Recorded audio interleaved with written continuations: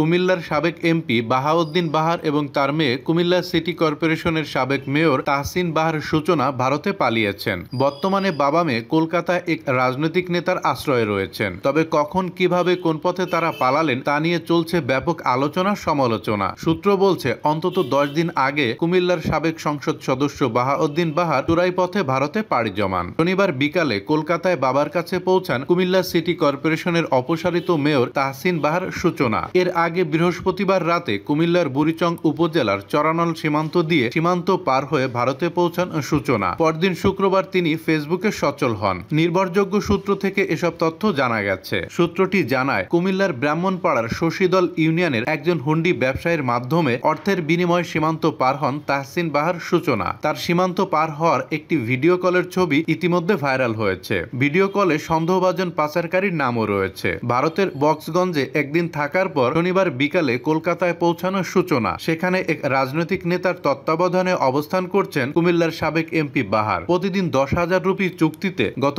8-10 দিন ধরে আছেন তিনি। নির্ভরযোগ্য সূত্র এমনটাই জানিয়েছেন। সাবেক এমপি বাহারের একটি ছবি সোশ্যাল মিডিয়ায় ভাইরাল হয়েছে। এতে দেখা যায় তার মাথায় চুল নেই এবং সোনালী রঙের দাড়িও নেই। তার মুখে ছোট সাদা রঙের দাড়ি রয়েছে। এমপি বাহার ও তার মেয়ে সুচির গন্তব্য এখন কোথায় হবে তা নিয়ে রয়েছে গুঞ্জন। তবে সূত্র বলছে, তারা লন্ডন যাওয়ার চেষ্টা করছেন। তাদের লক্ষ্য যে কোনোভাবে লন্ডন পাড়ি দেয়া।